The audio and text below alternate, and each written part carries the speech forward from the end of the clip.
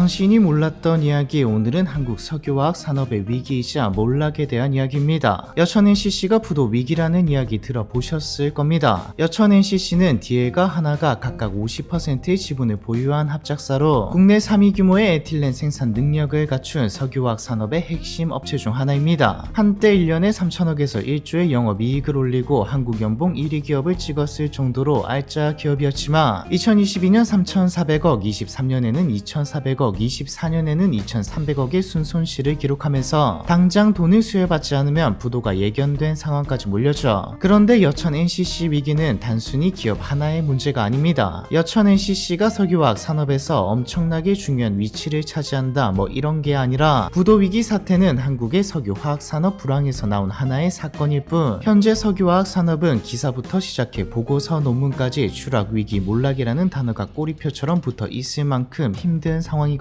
언뜻 여천 NCC가 부도 위기에 빠지면서 공포감이 확산된 게 아니냐는 생각도 들 수 있지만 전혀 아닙니다. 여천 NCC 이전부터 한국 석유화학은 위기 아니 추락하고 있었고, 오히려 이 상황이 관심을 받게 만든 사건이죠. 한국화학산업협회 의뢰로 석유화학 산업 재편 컨설팅 용역을 진행한 보스턴 컨설팅 그룹은 이미 2024년에 이대로라면 현재 석화기업의 50%는 문을 닫을 수 있다고 전망했습니다. 유승훈 서울과기대 교수도 이대로 놔두면 지역경제가 무너질 것이라고 이야기하고, 권남훈 산업연구원장은 정부 차원에서 구조조정 방향에 대해서 명확하게 가이드라인을 줘야 한다. 그렇지 않으면 불확실성이 커져 더 어려워질 것이라고 말했죠. 한 관계자는 민간 차원에서 손을 쓸 수 있는 시기는 이미 지났다. 기업들의 긴급 자금 수요도 밑빠진 독에 물 붓기라고 말하기도 했습니다. 이 말들처럼 이미 기업들은 구조조정에 돌입했고, 보스턴 컨설팅 그룹뿐만 아니라 모든 전문가들, 교수들은 현재 한국 석유화학에게 남은 시간이 얼마 없다고 이야기하죠. 이건 그냥 사실이기 때문에 이견을 내는 사람이 없습니다. 정부는 뭐하냐 뒤에서 나올 테지만 이미 나섰죠. 전 세계 제조업 GDP를 싹 다 모으면 이 중 15%는 화학산업이 차지하고 있는데 이 중 50%가 석유화학 산업이고, 2022년을 기준으로 보면 자동차, 기계, 반도체 다음이 석유화학일 정도로 한국의 기간 산업이자, 또 뒤에서 나올 테지만 다른 산업은 몰라도 석유화학 산업은 국가 차원에서 절대 포기하면 안 되는 산업입니다. 한때 한국 경제 성장의 한 축이자 에너지의 94%를 수입에 의존하는 석유 한 방울 안 나는 나라지만 세계 6위 석유 제품 수출국으로까지 올라선 한국의 석유화학에 어쩌다 위기 추락 몰락이라는 단어가 붙게 된 걸까요? 한국의 석유화학 산업은 1950년대 원유 정제 시설조차 없던 시절을 거쳐 정부 주도로 제1차 경제개발 5개년 계획의 일환으로 1964년 울산에 첫 정유 공장이 지어짐이 시작되었습니다. 이때 지어졌던 게 대한석유공사, 현재는 SK에너지죠. 본격화된 건 1970년대부터입니다. 중화학공업 육성 정책 아래에서 정부는 석유화학을 철강, 조선 등의 산업과 함께 국가 기간 산업으로 선정하면서 전폭적인 지원에 나섰죠. 동시에 정책 자금과 더불어 세금 혜택을 준다며 대기업들을 석유화학 쪽으로 유인했습니다. 결과는 성공적이었죠. 여수 지역에 여수 석유화학단지가 조성되었고 연계 공장들도 솟아오르기 시작했습니다. 사실 당시 외국 컨설팅 업체들은 한국은 시장이 좁아서 석유화학 공장을 지어도 경제성이 없다며 회의적인 보고서를 올릴 정도로 전망을 좋게 보지는 않았습니다. 한국이 성장하지 못했다면 맞는 말이었겠지만 한국은 성장을 이루어냈고, 80년대 국제무대에서 한국이 자리를 잡기 시작하면서 수출길이 열리자 정유화학 쪽 대기업들은 석유화학 사업에 더 과감하게 뛰어들었죠. 인건비가 저렴했던 시절이었고 품질도 좋았기에 한국의 석유화학 제품들은 잘 팔려나갔습니다. 이쯤 석유화학 산업은 자동차, 조선과 함께 수출 효자 산업 중 하나로 아예 자리를 잡았고, 90년대에 들어서 한국은 아시아를 대표하는 석유화학 생산국 중 하나가 되었죠. 중간에 1차, 2차 석유 파동도 겪었죠. 석유화학은 초기 투자 금액이 크고 설비를 바탕으로 생산하는 데다 설비가 노후화되고 마치 자동차를 산 것처럼 감가상각, 즉 가격이 계속 떨어지기 때문에 가동률이 일정 수준을 넘지 못하면 손익분기점을 넘지 못합니다. 석유 파동 같은 세계적인 위기나 수요가 달라져도 생산을 줄이기 힘들다는 말이죠. 공급 과잉과 경기 변동에 취약한 산업이라는 말인데, 한국의 석유화학은 국가에서 미는 사업 중 하나였기에 석유 파동 같은 위기 속에서도 내수 시장과 더불어 정부의 보호로 자리를 지킬 수 있었습니다. 사실상 가장 큰 변화는 1997년 IMF 외환위기 당시였는데, 한국이 위기이기도 했지만 아시아 전역에서 수요가 감소하면서 석유화학 업계는 심각한 불황을 맞았죠. 국내 2위였던 현대석유화학이 부도를 맞을 정도였습니다. 이때 정부가 선택한 방법은 빅딜 일이었죠. 구조 조정은 석유화학뿐만 아니라 전체 산업에 적용되었고 업계 내의 과잉 경쟁을 줄이기 위해서 기업들을 통합하거나 재편하도록 했습니다. 여천 NCC도 이때 하나와 대림의 나프타분해 사업 부문을 합친 결과물이고요. 현대 석유화학은 LG화학과 호남석유화학, 현재 롯데케미칼이 분할 인수했습니다. 어떻게든 버티고 성장을 이어가다 보니 봄이 찾아왔죠. 2000년대 중반부터 2010년대 후반까지를 한국 석유화학 산업의 황금기로 봅니다. 시기를 보고 바로 알아채신 분들도 많으실 겁니다. 중국이 고속 성장을 달리기 시작하면서 석유화학 제품 수요가 진짜 말 그대로 폭발적으로 증가했거든요. 지리적으로도 가까워서 물류비도 적게 들고 기술력 품질도 안 밀리는 한국은 최적의 판매자였습니다. 중국뿐만 아니라 아시아 신흥국들이 전체적으로 산업화와 발전을 시작하면서 이 수요를 감당하기 위해 한국의 석유화학 업체들은 만들면 돈이니 설비를 증설하며 생산 능력을 극대화시켰죠. 이 시기 기업들은 매년 사상 최대 실적을 경신하며 막대한 영업이익을 올렸고요. 2010년대 중후반 한국은 세계 석유화학 생산의 5%를 차지하며 미국, 중국, 중동에 이어 세계 4위의 석유화학 강국이 되었고 한국 내에서도 반도체, 자동차, 기계 다음으로 큰 수출 산업이 되었습니다. 석유화학은 돈을 찍어낸다라는 말까지 나올 정도로 호황이었죠. 여천 NCC도 이 시기 한 해 영업이익만 1조 원 이상을 기록하기도 하고 2016년에는 금융권을 제외한 기업 중 평균 연봉 1위를 찍으며 신의 직장으로 불리기도 했습니다. 2018년 석유화학 업계는 경쟁력 유지를 위해 생산 능력을 확충하는 투자 계획을 발표할 정도로 전망도 나쁘지 않게 보고 있었죠. 미국이 셰일 혁명으로 세계 최대의 산유국이 되며 석유화학 제품을 쏟아내기 시작했지만 세계 최대의 수요처 중국이 있었기에 그리고 당시 중국은 미국보다는 한국의 국내 생산보다는 수입에 의존하는 구조였기에 문제 없었습니다. 하지만 2020년대에 들어서며 황금기 축제는 순식간에 끝났죠. 여러가지 이유가 있지만 가장 큰 건 글로벌 공급 과잉입니다. 그리고 이 글로벌 공급 과잉에서 가장 큰 역할을 한 건 중국이죠. 세계 최대 수요국이던 중국이 그만 수입하고 우리가 만들자로 선회했거든요. 2020년대 중국 정부는 에너지 화학 자금률 70%를 목표로 국가 차원에서 공격적인 투자를 감행했습니다. 이미 중국은 GDP 세계 2위의 대국인과 동시에 정부가 개인 기업까지 마음대로 할 수 있을 정도로 막강한 권력을 가진 국가이기에 과거 한국이 그랬듯 아니 더 큰 규모로 더 공격적이게 실행했죠. 채널의 한국 제조업의 몰락 영상에서 나왔는데 사실 석유화학뿐만 아니라 주요 산업들은 전부 이렇게 하고 있습니다. 중국의 산업 스파이가 기술을 빼갔다, 한국 대기업에 누가 돈 받고 기술을 넘겼다라는 기사와 이야기도 잘 생각해보면 이때부터 나왔죠. 중국은 안 되면 말고 적자 나면 뭐 어떻게든 되겠지로 보일 수준으로 설비 증설에 나섰고 2024년 기준 에틸렌 5174만 톤을 생산할 정도가 되었습니다. 참고로 같은 시기 한국이 1295만 톤 정도고요. 최대 수요국이 수입만 멈춰도 문제인데 생산까지 하니 공급 과잉으로 가격이 낮아지는 건 당연하고 중국이 주요 수출국이었기에 한국에게는 더 치명적이었죠. 하지만 앞서 말했듯 이미 설비는 늘릴 대로 늘려놨고 산업 특성상 생산을 멈추기도 힘듭니다. 팔곡과 마진 둘 다 이렇기에 추락은 당연한 결과였죠. 과거 반도체 치킨 게임에서 이겼던 것처럼 한번 붙어보면 안 되나? 승리가 사실상 불가능한 게임입니다. 치킨 게임 양상으로 흘러가면 기업과 기업 간의 싸움이 아니라 국가 간의 양상이 되어버리는데 중국은 내수 시장에 많이 팔기도 하고 국가가 어떻게든 보조금이든 뭐든 뿌려대며 적자가 나도 유지시키지만 또 개인의 소득이 높은 건 아니지만 규모가 크다 보니 이게 가능하지만 한국은 힘들죠. 설사 한다고 해도 중국과 규모의 차이를 비롯해 다른 산업의 수출길까지 막힐 위험이 있고요. 그리고 중국뿐이라면 모르겠지만 앞서 나왔던 미국도 셰일 혁명이 일어난 뒤 석유화학 제품을 생산하고 수출하기 시작했고 중동의 산유국들도 그냥 파는 것보다 가공해서 팔면 더 돈을 많이 받을 수 있기에 석유화학 설비를 짓거나 증설하기 시작했습니다. 27년도에는 사우디 최대의 화학단지인 아미랄 화학단지가 완공될 예정이죠. 아이러니하게도 아미랄 화학단지는 삼성물산을 비롯한 한국 건설기업이 수주를 따내며 건설업계에서는 중동 신화를 다시 써냈다라고 말하지만 석유화학 업계 입장에서는 재앙입니다. 중동은 자기 나라에서 나는 석유를 사용하고 우리는 수입해서 사용하기에 즉 마진이 붙은 상태에서 가져와서 부가가치를 만들어서 파는 것이기에 원가 자체가 다르죠. 참고로 중국도 산유국이고요. 이런 외부적인 요인들도 있지만 구조적 문제도 있습니다. 사실 한국의 기업들이 성공했던 방법도 새로운 무언가를 만들어냈다기보다는 이미 형성되어 있는 시장에 어떻게든 기술력을 갖춰서 더 싸게 품질 좋게 혹은 서비스를 내세워서 시장을 먹은 것이었는데 당연하게도 우리 다음이 있을 수밖에 없죠. 일본이나 미국 등 선진국에 일찍 진입한 다른 국가를 보면 결국 저부가가치 산업은 인건비가 싼 나라에 밀려 추락하고 고부가가치 위주로 경제를 구성하게 됩니다. 전체로 봐도 이렇지만 하나의 산업도 마찬가지죠. 같은 산업에서도 비교적 저부가가치인 분야와 비교적 고부가가치인 분야가 나누어져 있습니다. 석유화학도 마찬가지고요. 문제는 한국 업체들 대부분이 대량 생산으로 수입을 내는 범용 제품들이 주를 차지하고 있다는 것이죠. 돈 잘 벌릴 때 미래 대비를 소홀히 한 업보를 지금 받고 있다는 말이 나오는 이유이기도 합니다. 실제로 선진국에서 여전히 살아있고 잘하고 있는 석유화학 기업들은 고기능성 소재, 스페셜티 화학 제품, 바이오, 친환경 소재 등 기술적으로 바로 따라잡기 힘들고 부가가치도 높은 것들을 주력으로 하고 있거든요. 여기다 환경 규제가 강화되면서 비용은 더 들어가게 되고 미국을 시작으로 금리 인상이 시작되면서 투자와 소비가 줄어들거나 정체까지 되어버리자 이제는 버틸 수 없을 정도까지 와버린 것이죠. 석유화학 산업을 가진 기업들이 대기업들이라 버텨서 미래가 있다면 버티겠지만 이 상태로는 미래도 없습니다. 기업 입장에서 계속 적자를 낸다면 다음 수순은 당연히 철수겠죠. 결국 선택지는 두 가지입니다. 버리거나 어떻게든 지켜내거나. 언뜻 버리는 게 합리적으로 보일 수 있습니다. 값싼 중국산 사서 쓰면 되는 거 아닌가? 우리 주변에 있는 물건 대다수가 중국산이기도 하고 자체적으로 생산하는 것보다 사오는 게 더 싸니 굳이 적자 나는 산업을 세금까지 갖다 부어가며 살려야 하냐는 것이죠. 선택지가 두 개라고는 말했지만 사실 버리는 선택지는 없는 것과 다름없습니다. 절대 버려서는 안 되거든요. 석유화학은 산업의 쌀이라고 불립니다. 제조업의 기초 소재부터 시작해 건설, 의료, 방위 산업까지 그냥 없으면 끝이죠. 만약 싼 값에 계속해서 수입할 수 있다고 해도 결국 수입이라 다른 산업의 경쟁력 약화로 이어지는데 까놓고 말해서 믿을 수 있을까요? 석유화학 산업을 포기한다는 것은 한국 경제의 목줄을 다른 국가에 주는 것과 다를 게 없습니다. 사라진다면 거리든 물류, 비용이든 가격이든 일단 중국산을 쓸 건데 사드 때처럼 관계가 한번 틀어지기라도 하면 아니 틀어질 수가 없죠. 목줄을 쥐고 있는데 하라는 대로 해야 하니까요. 실제로 2021년에 요소수 대란이 일어났던 거 기억나실 겁니다. 당시 요소수의 원료인 요소의 90%를 중국에 의존하고 있었는데 중국 정부가 수출을 막으면서 일어난 일이죠. 에너지 전환 시대다, 친환경 기술을 개발해야 한다, 많이 들어보셨을 겁니다. 석유화학 없이는 이것도 힘들죠. 하나의 산업이 아니라 국가 안보 차원에서 경제를 유지하고 발전해나가는 차원에서 다른 산업의 경쟁력 차원에서도 석유화학은 절대 포기할 수 없습니다. 사라졌을 시 파급 효과가 추산할 수 없을 정도로 예상할 수 없을 정도로 크니까요. 지역 경제와 더불어 안 그래도 취업 문제가 심각한데 일자리도 한꺼번에 사라질 테죠. 그럼 미친 듯이 적자를 내고 있는데 어떻게 하냐? 답은 이때까지 말한 내용 중에 나와 있습니다. 고부가가치 위주로 산업을 재편해야죠. 6년 내 에틸렌 생산량을 30% 줄여야 공멸을 막을 수 있다. 2014년에 일본 경제산업성이 내놓은 보고서입니다. 당시 세계 5대 석유화학 강국이었던 일본은 이때부터 기업들을 통폐합하면서 일명 기업 다이어트에 돌입했죠. 범용 석유화학 제품 쪽은 구조조정해버리고 고부가가치인 스페셜티 제품에 역량을 집중했습니다. 사실 일본은 80년대 초에도 특정산업 구조 개선 임시조치법 상구법을 만들어 대형 화학사에 노후되거나 중복된 NCC들의 폐쇄를 명령하고 고부가가치로 체질을 개선하라고 하기도 했고 90년대에는 산업활력 재생 특별 조치법을 통해 기업이 직접 구조조정을 비롯한 칼을 들 수 있도록 만들었죠. 기업들도 경쟁력이 떨어진 사업부는 매각하거나 합적으로 전환하면서 설비를 정리했고요. 정부 차원에서 일본 내 이곳저곳 흩어져 있던 NCC들을 하나로 묶거나 해외 생산 거점을 짓기도 했습니다. 동시에 다른 산업에게는 주지 않았던 세제 지원과 규제도 풀어줬죠. 대표적인 게 우리로 치자면 공정거래법에 걸리는 것들 경쟁하지 않고 모여서 합의한다던가 이런 것들을 풀어줬습니다. 이렇게까지 한 이유는 앞서 쭉 나왔듯 어떻게든 살려놔야 하니까요. 그리고 여기서 알 수 있듯 결국 정부가 나서야 합니다. 각 기업은 자신의 이익과 이해 관계가 있기 때문에 중재자 없이는 산업 전체 재편이 불가능하거든요. 정부가 컨트롤 타워 역할을 맡고 방향을 제시하는 대신 기업들이 따라오도록 정부 차원에서 당근을 주는 방법입니다. 일본은 과거부터였기에 성과도 이미 나오고 있죠. 시네스 화학은 신사업인 반도체 소재 사업 매출 비중을 단숨에 31%로 끌어올리며 세계 1위 실리콘 웨이퍼 기업으로 재탄생하는 등 일본 석유화학 업체는 중국 업체와의 경쟁이 덜한 고부가가치 생산 업체로 변신했다는 평가를 받고 있습니다. 한국은 좀 늦긴 했지만 지금 하고 있습니다. 이렇다 저렇다 말이 많기는 하지만 일단 방향은 제대로 가고 있죠. 노후 설비 폐쇄와 감축, 통폐합, 사업 재편을 중심으로 방향을 잡았고 10개의 석유화학 기업도 이미 협약에 서명을 했습니다. 일본을 벤치마킹 성공했다고 보기도 하는데 맞다고 봐야죠. 노력을 보이는 기업만 살린다는 조건이 있긴 하지만 지원책도 빵빵합니다. 방향은 제대로 잡았으니 이제 기다려야겠죠. 결국 전환 성공과 결과는 기업이 만들어내야 하기에 기업들이 성공해내게 다시 황금기가 오기를 바라면서 말입니다. 한국 석유화학 산업의 위기와 몰락에 대한 이야기, 이번 편은 여기까지입니다.